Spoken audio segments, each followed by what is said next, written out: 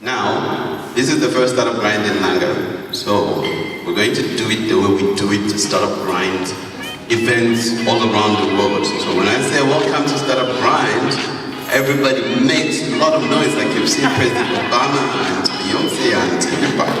Okay, welcome to startup grind!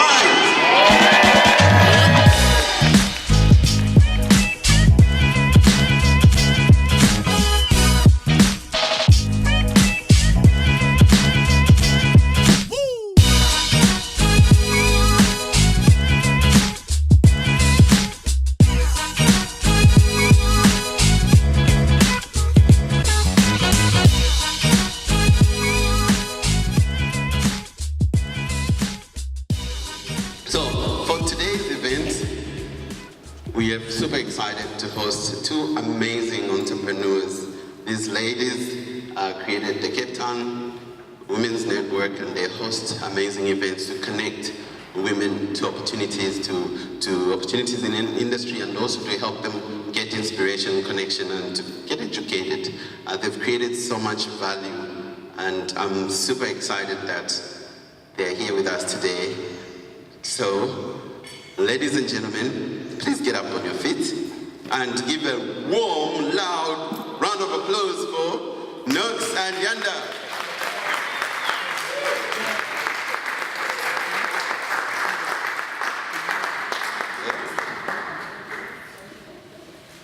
Okay. Yes. Next time we'll take care of health and safety here.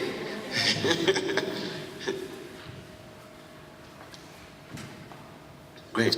Welcome to Startup Grind. Thank you. I'm super excited and really to just hear your story, your journey, what you're working on, but most importantly, just connect and get inspiration from you. Starting with you, Nox, tell us just a little bit of your background. Where were you born and what kind of kid were you? Okay, thank you for having us. Thank you, Sandras. Thank you, Sihle. Thank you to the audience. Thank you to Startup Grind. It's a perfect opportunity. I couldn't have asked to do anything better for my Saturday. So my name is Noxolo, formerly known as Maboma. I'm married now, so I'm Mrs. Gobodo. I grew up in the township of Gugulethu. I'm born and bred in Cape Town. So my tween years were spent in Gooks. And then, because my dad is from Gwalanga, which is here, we later then moved to Gwalanga, Zone 8, which is not actually far from here. Welcome back home. Yes! And I think I spent then my teen years in Langa, and most of my adult life in Langa. I studied at a school in Gardens Commercial, which is in town. I then went to study further, blessed opportunity, at CPT. CPUT. I always say this because our company is CPT Women's Network. So, Cape Peninsula University of Technology. I studied retail business management way back in 2005. I then later changed my course to marketing management. I then was quite blessed actually to work in the marketing industry. I joined a company called Jigsaw Experiential then. It was a brand activations company, so that's where my love for brand activations and marketing started from. I think I'm a full-on sort of marketer.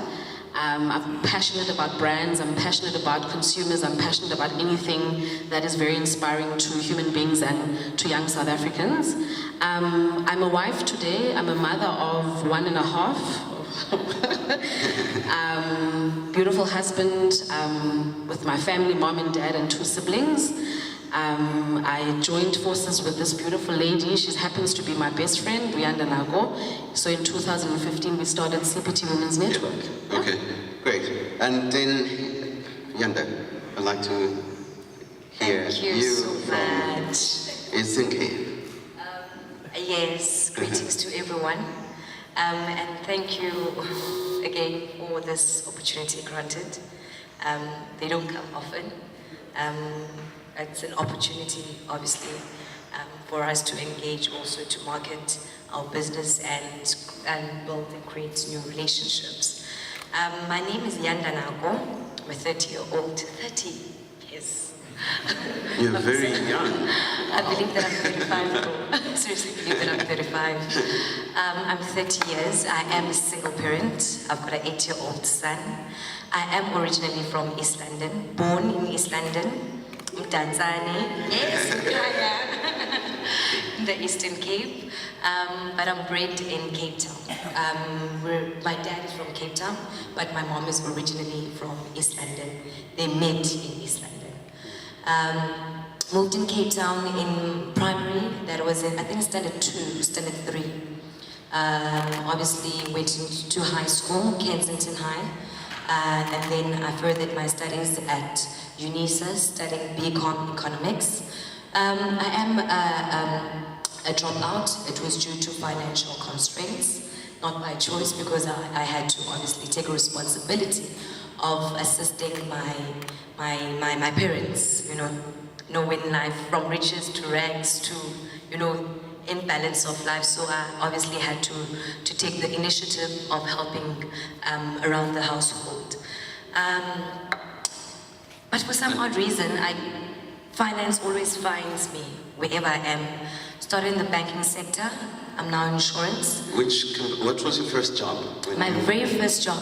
You know what? It's very, very weird that my first job, I was traveling around the world dancing. I initially wanted to be a dancer and a musician, play instruments. My favorite is drumming. Yeah. Did you belong to a band, or were you? I used to belong. Or you were dancing alone and everybody? No, I used to belong to a band, and I did a lot of freelance work. Okay, so you're gonna teach us a few moves, right?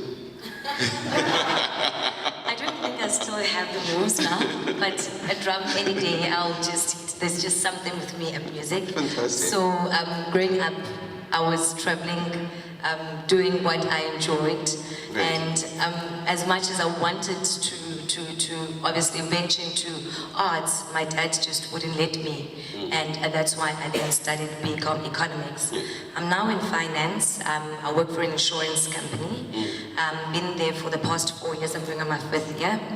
That is my 8-5 job. And obviously besides that, I started CPT Women's Network with my best friend Nox. We're best friends before everything else, before partners. We're actually best friends. I think the relationship itself started when we were working together back in the day. We hustle. We never had enough money, so we did promotions together. We're those girls that look pretty and sell alcohol to people. Basically, that So it was you. That was us. I think that's when the relationship started. Okay. Yeah.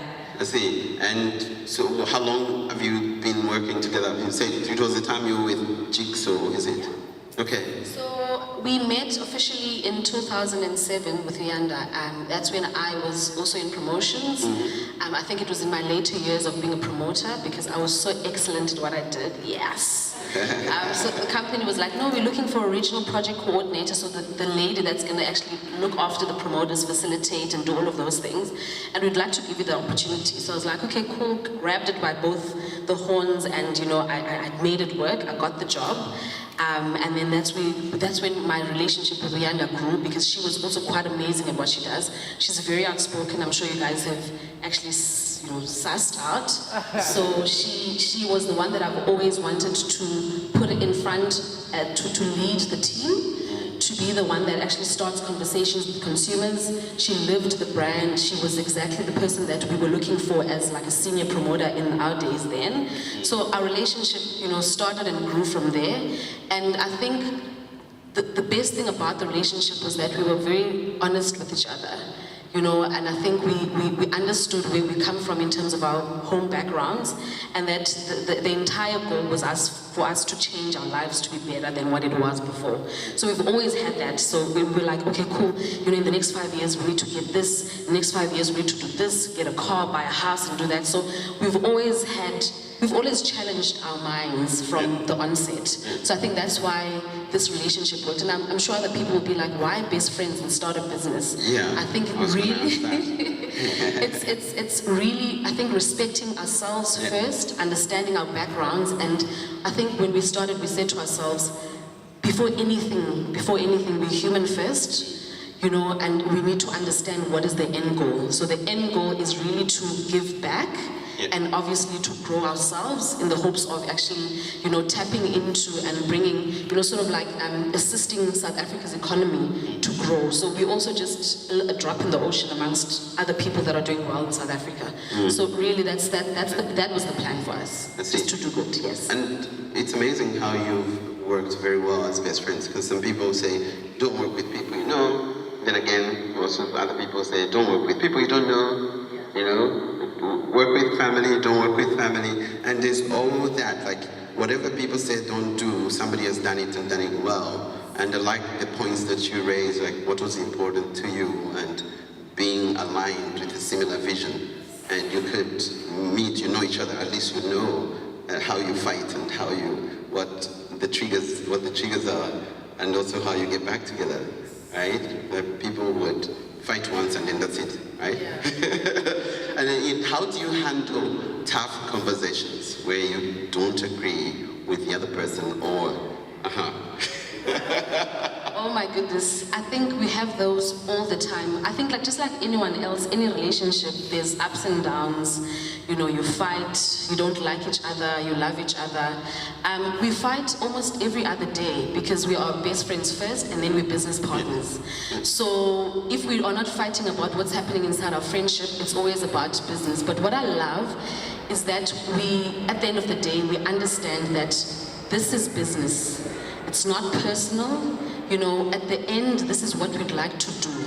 We are obviously trying to grow ourselves.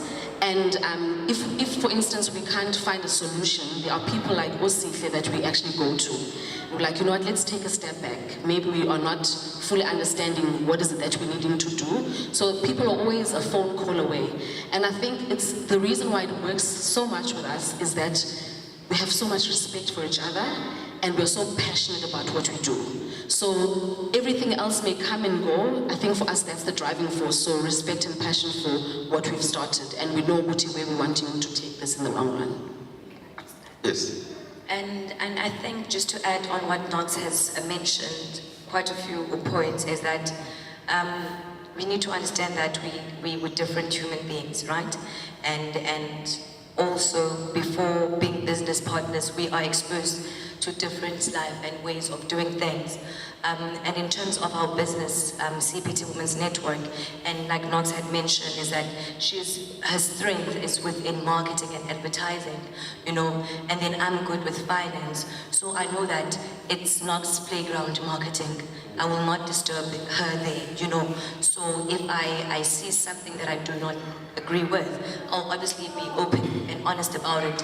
And then she'll obviously just kind of like make me aware why she's doing this.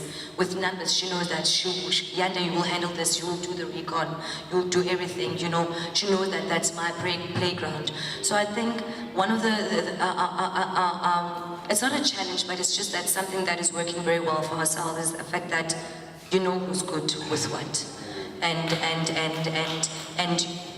you put more effort and focus in what you're good at, and the fact that we're transparent and honest with each other.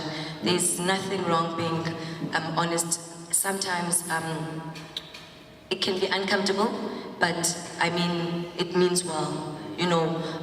We're looking at taking CPT Women's Network to another level, and we can only do so by having such conversations that are sometimes unsettling. She has to remind me where I'm messing up, and I should take that not as a criticism, but it's constructive. So how do I work in improving where I'm lacking, So I should think most people, the reason their businesses don't grow is the fact that they don't take criticism kindly, You want to know everything. We don't know everything. You allow other people to teach you, ask questions, give you opportunity to sometimes sit back, relax and listen, Yeah, I think that's really powerful that you realize what each person's strengths are, and then also knowing that ups and downs and part of life and not to run at every little issue that you encounter. And earlier when we were chatting, you mentioned the influence that your parents have had, and you talked about your mom and dad. Can you tell us a little bit more about that, Nox? Okay, so when we were chatting earlier, I was telling Usandros about my background and the type of family I had.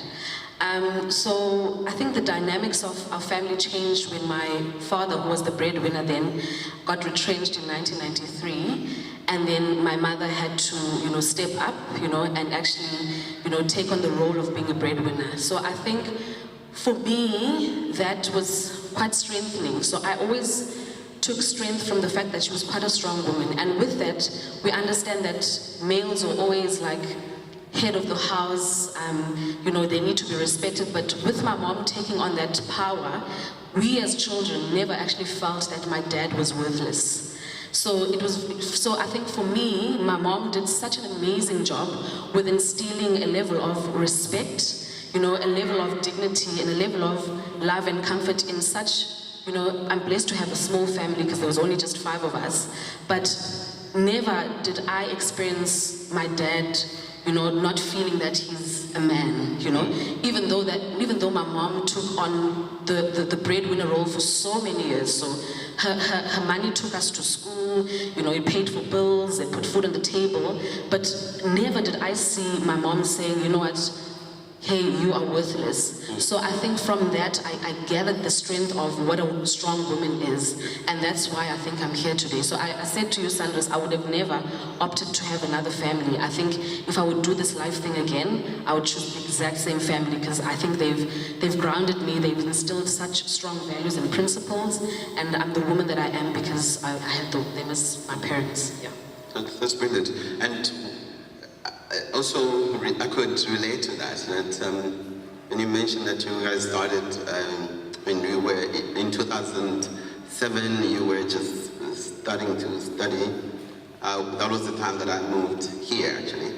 And then from that time, our trajectory, me and my wife, it's been quite interesting that there was a time I was the breadwinner. And then after finishing the MBA, I quit my job to run my company full-time. Then my wife got promoted. So it's like things shifted where I was now like asking for money, like, okay, these debit orders that are going to come off my account, could you please send me some money? And then, but we were okay because there was a respect and it maintained. But it came to a case where now it's the people outside who'll be like, hey, why doesn't he get a job? And then at some points where you start feeling uncomfortable, but I like what you say, that when that respect internally is there, then it just helps to things to continue. And also with your work in the Women's Network, that it's balanced as opposed to people seeing that if you're saying women empowerment, it means you bash the men as opposed to work together. And it's okay for a woman to be powerful and still be in a good relationship. Like I'd be introduced as, oh, you are Lember's husband. People don't know my name. So I find that to be really, really interesting. What have been some of the amazing people that you've hosted at your events? Okay, I'm going to take just a small piece of this one and I'll hand over to Yanda. So we've started the journey in 2015. We hosted some incredible people that were part of our speaker panel and guest speakers. We're proud to say that Noxolo Gobodo from the SABC News was an anchor. She was one of our speakers. We had Ranaga, she's in entertainment. And she's a radio host and TV personality.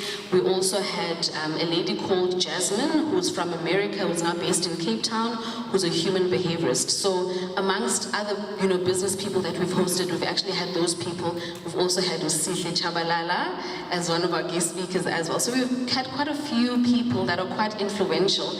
And I think what we love as well about our guest speakers is that our audience can relate to them. So it's people that you have grown up in the townships, that have had the similar challenges that you can relate with. We don't want to take people from, example, America that, you know, are not even in the same township, that don't understand the dynamics, and we're expecting our audience to relate to them. So it's easier for me to sit here and tell my story because I know there's 6 or 10 other people that relates to the same story and is able to understand and is able to draw strength and power from that. Okay, great. And in terms of business, what were some of your first businesses? You're like, I was selling sweets at primary school to begin with.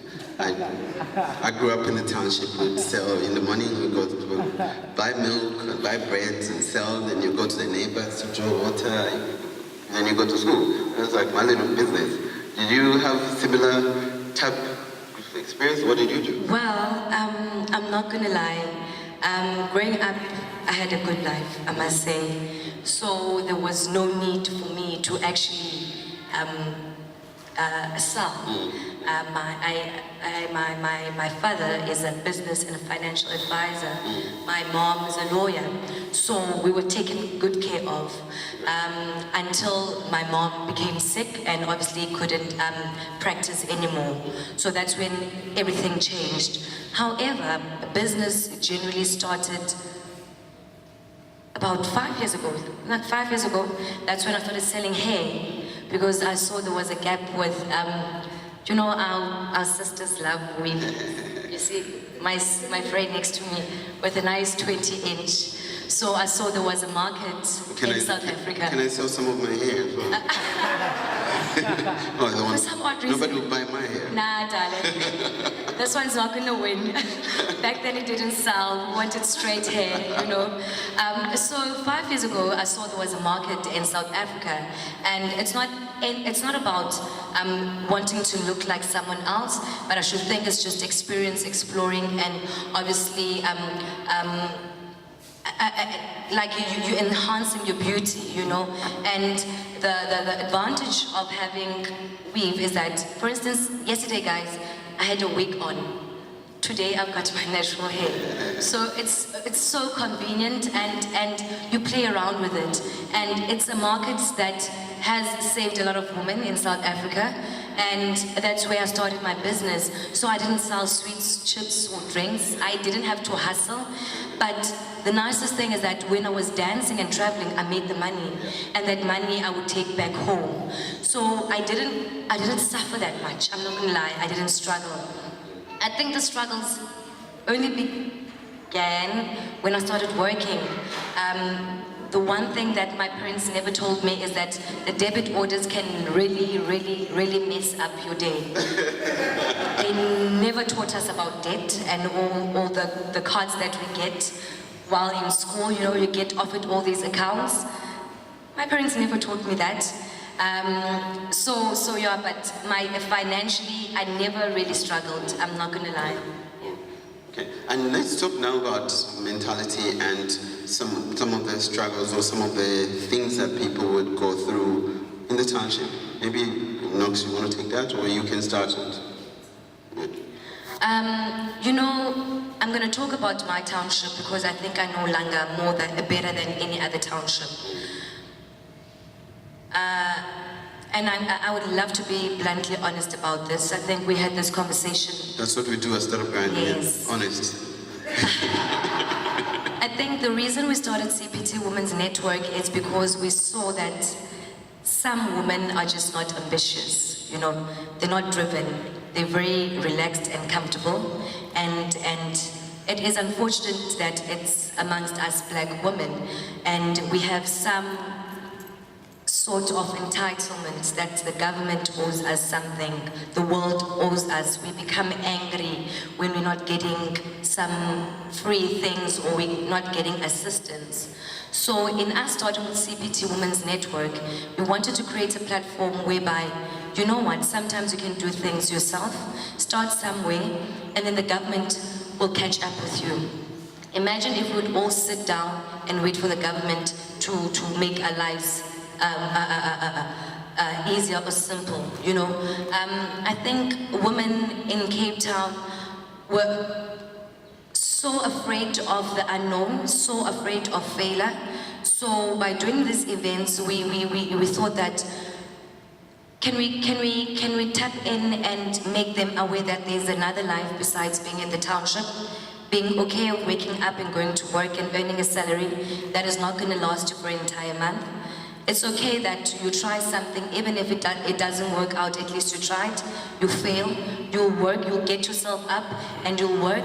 It's okay that sometimes, you see, I really believe in timing, you know. Sometimes timing, it's just not the right time, or whatever you want in your life is not gonna happen at that specific time.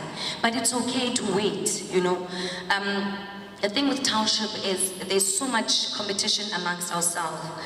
There's also so much disrespect in terms of time, you know, time management. Those are the very simple and basic things that obviously go with discipline and your business also, you know. Time management is very important, you know. We notice that some women are so afraid of going out there and understanding and learning how other people do things. And by creating this platform is to show that as women and we stand together, so much can be done. And it's okay not to be okay, because these platforms are not for us to always celebrate, but are platforms for us to be able to have uncomfortable conversations that are going to empower, motivate, and celebrate us being women. And it is unfortunate that some women do go there to the events just to look good.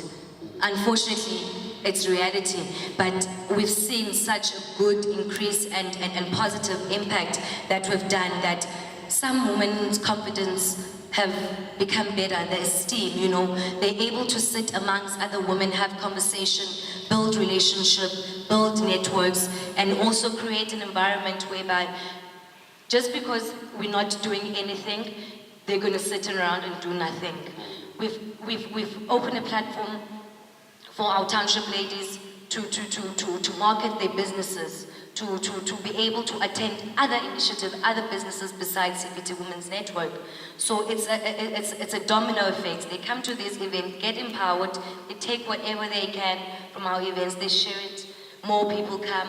So eventually we will see in the next 2 or 3 years strong, powerful women that are willing or eager to make change in the township, that are eager and willing to assist the younger generation, you know. So there is a positive change. That's brilliant. So coming to time, like you running your 9 to 5, and then you also have this amazing network.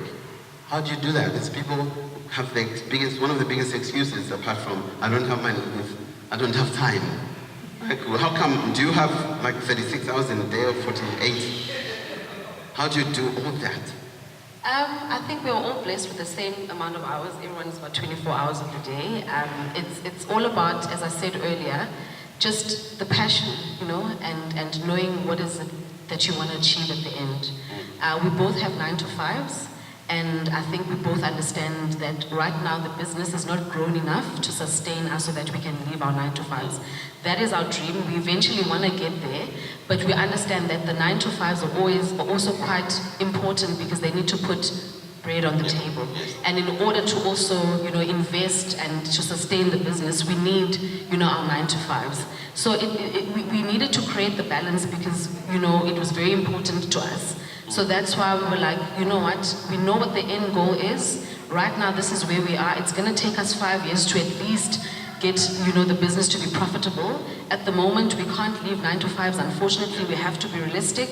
So it's 9 to 5. It's doing this thing on the side. It's finding time, even if it's during lunchtime, even if it's like on personal Google accounts, Gmail accounts, sending emails, chatting on the phone when we have time. But because we're passionate and we know what we want, we have to make it work regardless. That's excellent. Yeah. Excellent. That's what I know.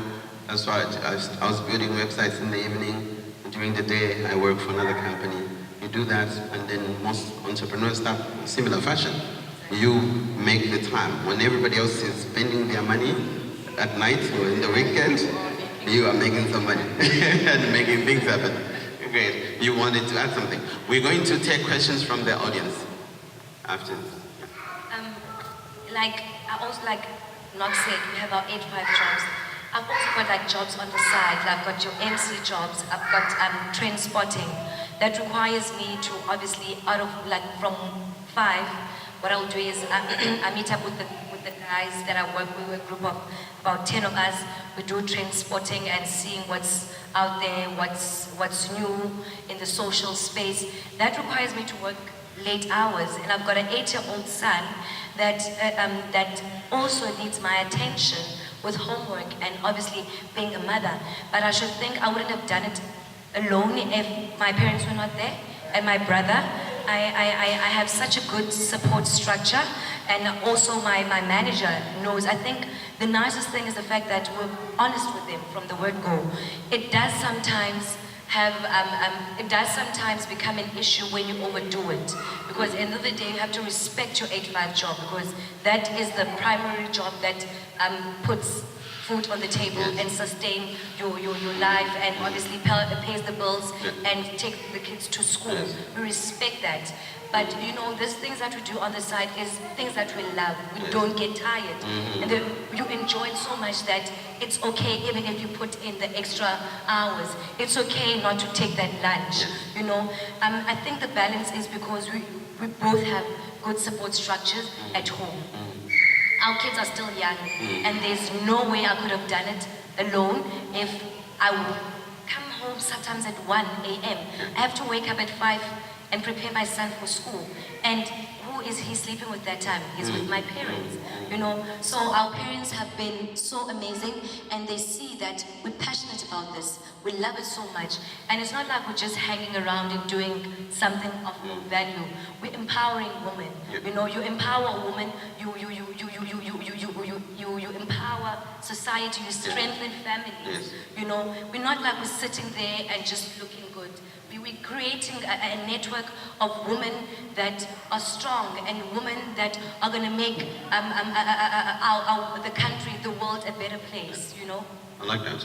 And I like that you use your children as a reason. So a lot of people use their children as an excuse. Yeah. I won't do this because I've got kids. I want to go to school, I won't start, I won't do this because I've got children. Well, people say, I will start because I have children. I will go to because I have children. I will take care of this because I have children. Thank you very much. We're going to take questions from the audience. I need somebody.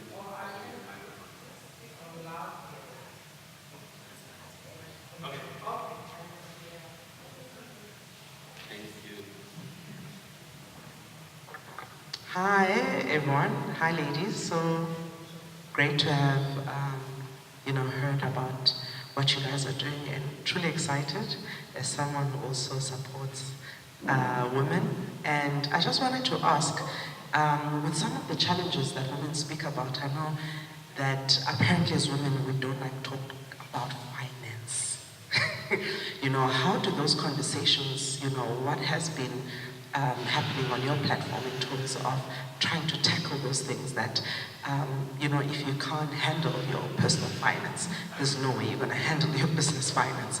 I'd love to hear what has been your experience around that, talking about finance, because if your finances are not good, then your business is going nowhere. Thank you so much for the question. I'm so glad you've asked it. I'm so excited because when we did the first event and when we had our speaker panel, we had a lady in fitness, we had a lady in fashion, we had a lady that owned her own PR company, and we had a lady in finance. So I think as CPT Women's Network, we understand that your life is made up of a whole lot of different things, and it's important to understand that without you being able to manage your finances correctly, your life cannot be balanced. So the reason why we brought Ubulelwa Nyama as a speaker under finance was because we understood that as Black people also, it's taboo to actually also talk about finances. And then we were trying to actually, bring upon an environment where it's okay. We all have bank accounts, we all have a struggle about saving, like we all go through the different challenges. And what better way to bring someone that can actually, educate us, tell us about the steps in which to take in order to embed our finances. So for instance, now, tomorrow we're having our 10th event, yes? It's a luncheon. It's happening at Rhoda Bloom Studios. We have 4 speakers as guest speakers, and I'm proud to say that we actually have a financial advisor as well there. She's a financial specialist. Her name is Kim Nogwaza. She's coming to chat about investments and trusts. And that is not a big thing that we are exposed to as Black people. I'm sorry, I must actually say. So we definitely understand that finance plays a big role in our lives, and it's something that we always want to ensure that we tap into, and it's something that we always want to ensure that Tina, as young people, we're actually comfortable talking about it and comfortable about our finances. Yeah. And it's okay to be broke sometimes. Yes. We all get those. That time whereby, unfortunately, I cannot spend money on a certain thing because I cannot afford it. There are times whereby something just comes out that you had not budgeted for, and then it literally kicks you out of your budget. And it's okay to step back and say, friend, unfortunately this weekend I can't go out because I will not be able to afford a drink or 2. You know, no one's gonna kill you. But I think the problem is that sometimes we just want to live beyond our means, and then that kills us. Thank you. Any other questions? Sure.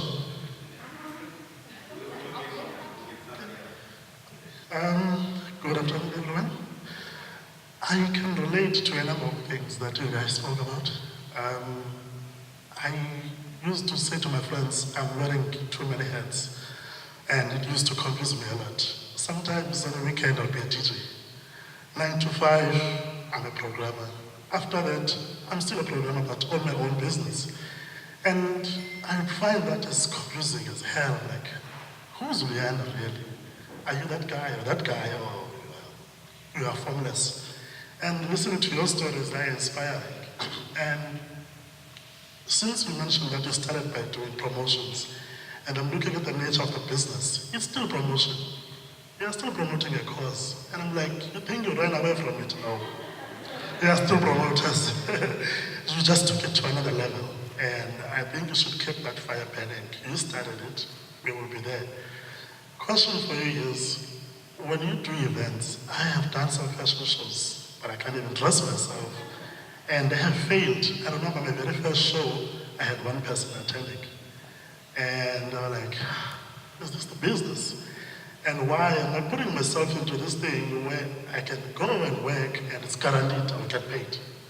So how do you guys find the courage to talk about the failures and the struggles that you face when you put an event together and it doesn't work out the way you have planned? If you have had such situations, put it to the people in such a way that they can still find inspiration from the failures. Because we have to talk about those failures, because that's where we have to grow from. Because for me, I had to let it sink and feel that pain. Like, this is not nice. But then how do you find that courage to talk to the next guy, to the next person, and tell them, listen, you can make it, but I haven't made it myself. Because that's the struggle that I have. I haven't grown up in the township. It's like, guys, let's be entrepreneurs, let's do stuff. And the person will be like, what have you done that is successful? I'm not successful either. But I think I know what success looks like. And I think we can do it. But how do you have those conversations to inspire while you yourself have not made it to that point where you want to be? Okay, I'll be brief with this one. You know, the failures actually make successful stories. You know, have you sat with someone and told them where you started, how hard it was, and in a spare moment, you tell them where you are now? Not gonna lie, from the 10 events, the 10th one is tomorrow, we had about 2 events that were just not successful. And we had to sit back and just be honest with ourselves. And honestly look and see what is not working for our people. And we saw that it just does not work to have one speaker. Because when you have one speaker, you limit your audience. Our audience is able to relate with 4 speakers. Total people from total different backgrounds, total different careers. There are people in the audience that will go to see Noxolo. There's some people that will go for Yanda. So even with our speakers, we always tell them, What sells and what will make you relate to the next person is be honest, authentic, real. Tell your failures, how it didn't work out the first time, or the second time, or the third time, so that you don't sell people dreams. There's no successful business that didn't start from nothing. You understand? You start somewhere. And not even one successful person can ever say that they got it easy.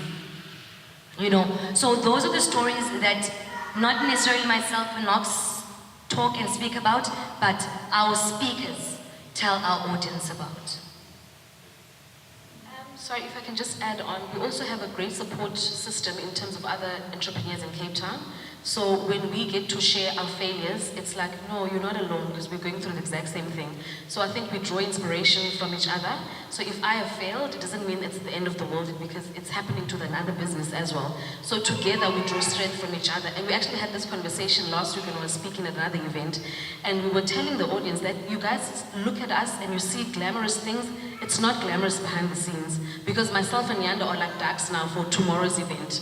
We look so perfect, but underneath we are paddling like this because things are not going, you know, the way that we want them to go. So we've got a great support system in terms of other entrepreneurs that we've partnered with that are part of the circle, that have the same failures, and it's all about us saying the end goal, the passion is what keeps us burning and going forward. Afternoon. First of all, ladies, congratulations. I have actually been to one of your functions in Long Street with Debbie Dreyer, and I met these two ladies, and it's really impressive because enterprise development is the only way for youth in South Africa. There just are no jobs, and it's getting worse and worse, so this is the way we have to go. And for females, I actually belong to a lot of women empowerment groups. I'm deputy chair of the Wheat Women's Trust. And we teach very vulnerable rural women.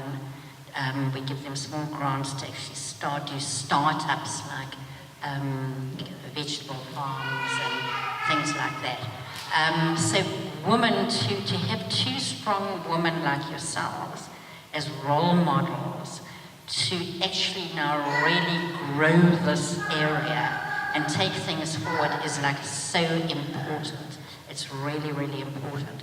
I actually go to a lot of enterprise development functions in Cape Town, but they're mostly all guys.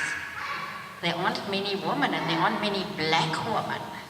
Now, you know, we have to grow this area. It's all about collaboration. It's all about who you know. It's all about getting out there. So, you know, I just want to wish you a lot of luck. And for your future, I think there is huge potential. And I'd also very much like to work with you. Thank you. Thank you so much. Any other questions?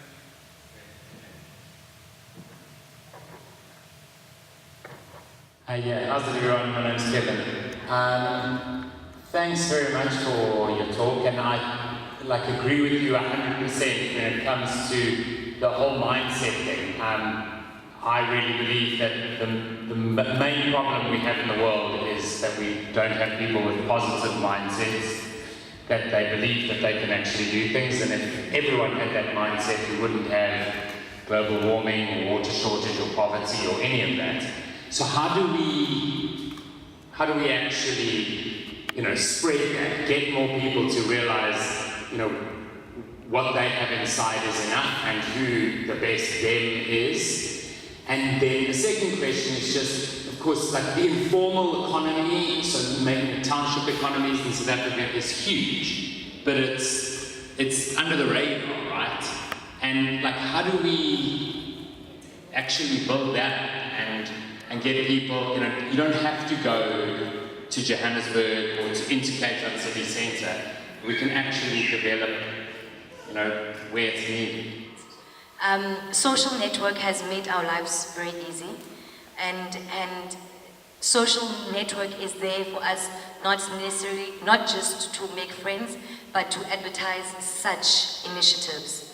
It is there for us to spread the word, and what I would request going forward and starting from today, what we have spoken about today and the whole reason as to why we're here, we go back home, we go back to our friends, and we inform them, we educate them, we tell them. That's how then the township will be aware of such events. It's pointless coming to these events and depriving anyone that didn't come and not giving them the information. Information is very important, and it starts with us sitting here. And the only way we can have everyone unite and everyone understand the importance of working together is if we here today start working together. And I so wish that Usihle continues on social network, continues tagging us. I tag some of you guys. We follow each other on social network. We spread the word out there. It's unfortunate that some people that we wished they were going to be, that would be here are not here, but it doesn't end there, you know. Let's start today and just spread the word. Great. Just to add on briefly on your second answer, or second question about our local economy, I feel that like it's a great time to be alive because we've seen some amazing things happen in our townships. If I can make a beautiful example, I think Kailicha is booming. It's going to show the world a run of their money. I feel like if we have a lot of these, you know, open discussions and opportunities whereby we can engage, you know, when we can educate and we can create advocates of the people that we talk to, it's easier for a person to be like, okay, cool, I was here on Saturday and listened, I've always wanted to start this fashion brand. I don't know where to go to, but I feel like I can chat to that lady that was chatting there. She comes to me, and I'll be like, okay, cool, no, I know a girl called Primrose. She works for this company. She's actually doing a program, and she'd love to take you on board. That's a start. So we need to create a lot of those, and that's why I said earlier that I'm lifting my hand. It's my responsibility, and I take full responsibility of it to change the narrative, to ensure that if I die one day, at least the legacy was that Unox was one of the people in Cape Town, in Langa, to help other entrepreneurs. Great. So I'm not going to point the fingers, and I'm not going to say, Sihle, do it. I'm saying I'm available to be that help. Yeah. Great. Cool. Thank you very much. Thank you. And I think like the questions raised and the contributions and what you shared is so powerful. I'd like to add to just answer a little bit of what he asked. When you're starting out, so creative people can do so many things, okay? And then that's a good thing, but it's also a bad thing. So it's a bad thing because for the longest time you can't build a brand. So you're trying to push too many things. So a lot of startups and a lot of people diversify too quickly, and then you start doing so many things. But also, we struggle with even just doing a business card. That's my favorite audience member. Sorry guys, that's my daughter. I'm sorry. Nice. Yes. I'm happy she's here. And so a lot of people do so many things, and I used to struggle with a similar thing where I didn't want a business card because they say, what do I put there? I don't want it to be boxed. But it's like you're playing football and you don't want to pick a number. You know, what if the ball goes to number 11? What if the ball goes to 7? No, pick a position. So it's okay to pick a position because that way, if you don't pick a position, you'll be running so much. Also, if you don't pick a position, people don't know where you are to pass you the ball. So if you say, okay, for now I'm known as graphic designer, just do that. Because it takes time, but people will know Yanda is a graphic designer, then they start passing the ball to you. But if I come for graphic design, now you've moved. Oh no, I'm now selling car parts. You know, I come for car parts, now you have a car wash. You know, then it's confusing. Then, in order for us now to change with the mentality, it's really individuals, it's people like us, to change it. When people are saying something that you don't believe or agree with, don't just run it and tell it. In other words, don't spread fake news. So for instance, here, having startup grind here, people were afraid, like in Langa, oh my gosh. And you ask them, have you been there? No. So they think we're dead here, we've been shot. Okay, and similar thing about South Africa. How do you live in South Africa? South Africa is so dangerous. But have you been there? No. And same thing about Africa. how do you live in Africa? It's so dangerous. And what was interesting is that everybody thinks the other place is more dangerous. So coming from Zambia, for instance, people think South Africa is dangerous. And then people from South Africa says, I hear Zambia is dangerous. Like, what do you mean? It says there's malaria. Oh, yeah, that. So it's always, and then those stories, don't perpetuate them. Similar thing for people in the township. Don't be afraid to go to the waterfront. It's for white people. No. You go there, then you realize that actually it's for everybody. And then you think, no, white people don't like us. And then find like this person actually does like you and is helpful. And it's like that. Just challenge the stereotypes. Same thing when I moved here, I didn't buy into the stereotypes. I joined the South African ski club. Skiing. We're skiing in Matrusberg. I was the only black member, the first black member of South African ski club. I was very easy to spot on the ski slopes. But what I learned there was amazing. People would tell me about their travel. I'm thinking, I'm struggling to just pay for things. But like, how do you guys travel so much? This guy is a plumber. He says, no, when you travel, you stay in people's houses, couch surfing, Airbnb, hostels, and oh, for me, I was thinking I must stay in a hotel. So some of the things that actually save you money is by interacting, and people just tell you one or little thing. So please shift your mindset, come to Startup Grind at the waterfront, and then the people that are around you shift their mindset too. And also the people that are afraid to come here will shift their mindset too. And please, let's continue to share and give each other opportunities. Let's connect online. The Startup Grind, the hashtag is StartCPT, and it's at Startup Grind CPT. So let's connect and share all these pictures or share all these tweets. And sometimes people want to meet for advice. Sometimes the advice is just really short. Do this. Have you seen this? And it's done. Okay, so thank you very much. I'd like to thank a big hand for our guest speakers today.